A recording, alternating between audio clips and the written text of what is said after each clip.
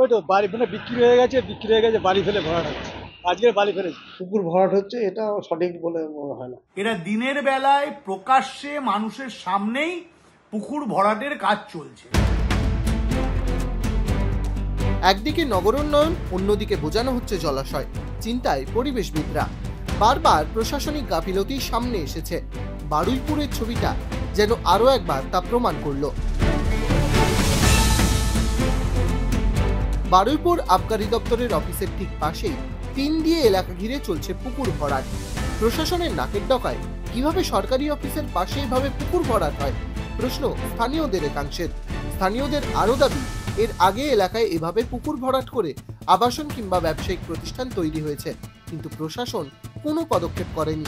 Camera দেখতেই মুখে কুলুপ স্থানীয়দের, যেন কেউ কিছুই জানেন না। আমার তো এখানে বাড়ি নয়, এখানে যাতা আছে অনেক দিনেরই, ধরো পুরো পৈতৃক সম্পত্তি। মাটি ফেলে ভরাট হচ্ছে দেখলেন?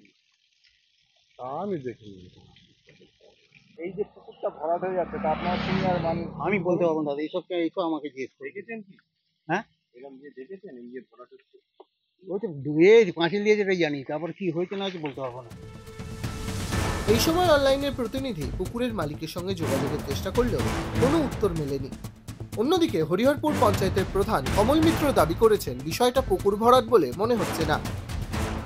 হ্যাঁ, আমি সকালবেলা শুনতে পেলাম, খবর পেয়েছিলাম, গিয়েছিলাম দেখতে। পরে আমি জমির মালিকের খোঁজ খবর নিয়ে এলাম।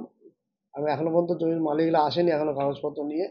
তবে আমি যতদূর শুনতে পেলাম স্থানীয় সূত্র মারফত, যে এটা শালি রেকর্ড জমি।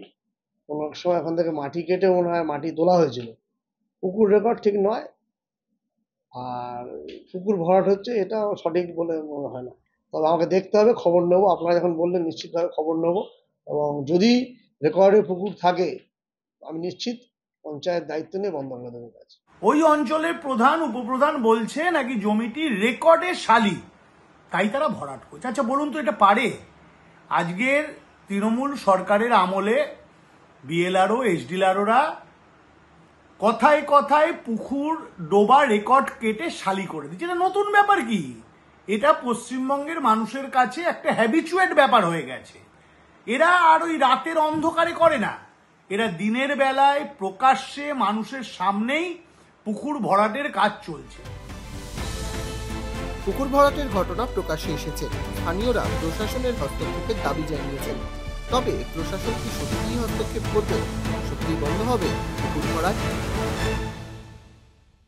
ডাউনলোড করুন এই সময় অ্যাপ iOS ও অ্যান্ড্রয়েডের জন্য।